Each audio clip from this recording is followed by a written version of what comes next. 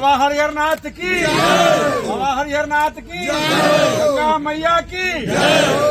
आज बाबा हरिहरनाथ की इस धरती पर, पावन धरती पर बैठे हमारे समिति साहब, भाई मुखिया जी, सभी सम्मानित हमारे अतिथिगण और पूरे देश के कोने कोने से आए हुए सभी व्यापारी भाइयों और घोड़ा मालिकों, मैं आपका हार्दिक स्वागत करता हूँ, अभिनंदन करता हूँ, चंदन और वंदन करता हूँ।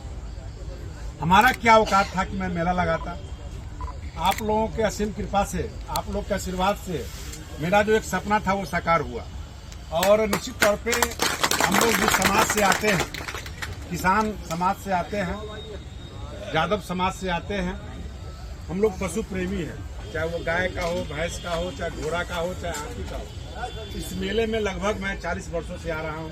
हमारे पिताजी भी आए, दादाजी भी आए, और आए दिन सरकार की उदासीनता के कारण यह मेला विलुप्त होते जा रहा है।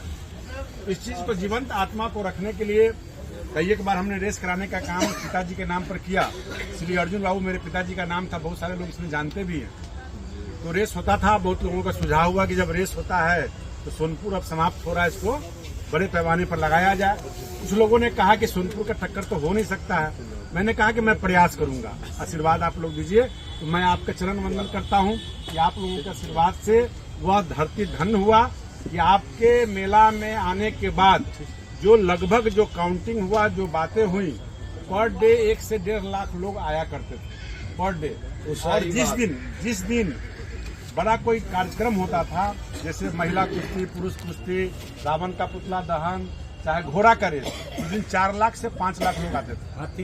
हाथी का रेस, और सोनपुर में हाथी, वहाँ भी हाथी आया, और इस बार 10 हाथी से ऊपर भी पहुंचेगा। ऊंट भी आया, कुत्ता आया, चिड़िया, पशु पक्षी सभी आए।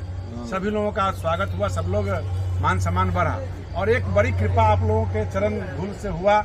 आपके जाने के बाद जब 15 अप्रैल को मेला समापन हुआ, 17 को हम लोगों ने मीटिंग किया, और वहाँ के 10 भाइयों से बैठ करके जो गाय और भैंस के जो व्यापारी थे, उन्होंने बैठ के तय किया। और 30 अप्रैल से ही, आपके आने के 15 दिन के बाद से ही, 30 अप्रैल से ही गाय और भैंस का बाजार लगना शुरू हो गया प्रत्येक रविवार को। और वो बाजार, मुझे विश्वास नहीं था, मेरा 100 रुपया भी खर्च नहीं है, मैं खुल के बोल रहा हूँ।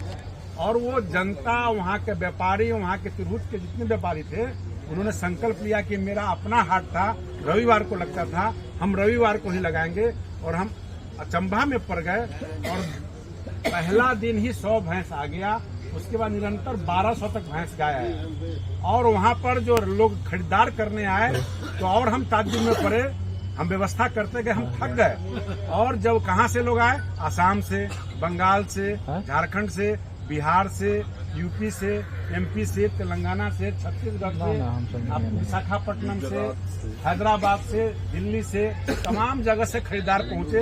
यूपी के तो मेरठ, बरेली, अलीगढ़, हैदराबाद, गोरखपुर, आगरा, तमाम जगह से व्यापारी आने लगे। मैं तो कहा कि भाई कहाँ ये हमारा सभ्यता और संस्कृति विलुप्त हो गया था। जो आपके चरण कुलपन से वो धन्य हुआ धरती, और हमको आशीर्वाद करने का मौका सब भाइयों से मिला। सभी समाज के लोग आते हैं, सभी धर्म मजहब के लोग आते हैं।